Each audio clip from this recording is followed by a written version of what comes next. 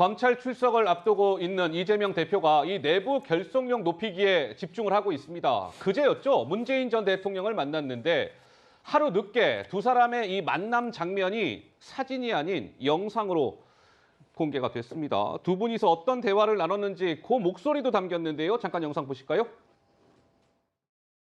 대통령이 걱정 안 해도 되는 그런 당으로 될 수 있도록 최선을 다하겠습니다. 서로 소통하지 않는 정치를 하는 게 얼마나 그게 위험하고 국민들을 힘들게 만드는지를 지난 1년간 실감을 이렇게 했을 텐데 이재명 대표부터 중심으로 당이 또 혼일일체 하나가 돼서 노력을 해야 되지 않을까 싶습니다. 아이고 감사합니다. 손도 한번 잡아주세요. 네. 고맙습니다. 이재명 대표 힘내라!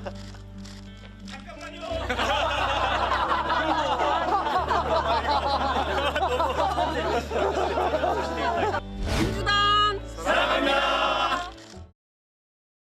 네, 분위기가 좋았습니다.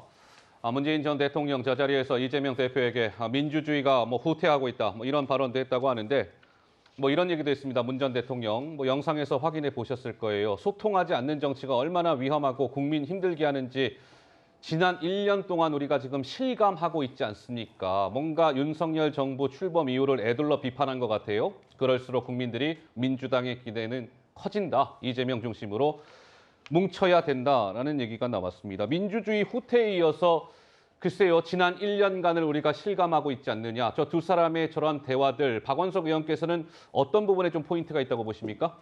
일단 아직 1년은 안 됐고요.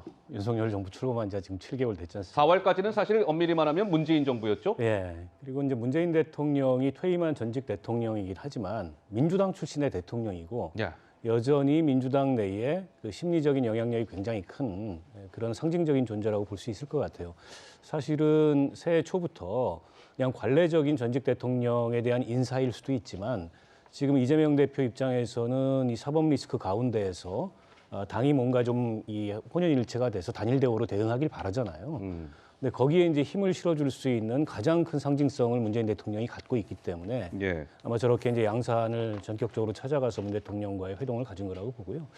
새해 문 대통령의 그 메시지가 이재명 대표한테는 아마도 큰 힘이 됐을 거고 예. 큰 우군이 됐을 거라고 봅니다. 물론 그렇다 해서 이재명 대표의 사법 리스크가 향후에 구체화될 때 그럼에도 불구하고 민주당 내에 아무런 잡음이 없겠느냐, 그렇지는 않을 거예요. 여러 가지 겉으로 내놓고 얘기하지 못할 그런 의원들의 고민이 있고 사법 리스크가 지금보다 훨씬 더 구체적인 형태로 이 전개가 된다면 예. 당내에서 다양한 목소리 나올 개연성은 있죠. 문 대통령이 저렇게 힘을 실어줬다 하더라도. 네.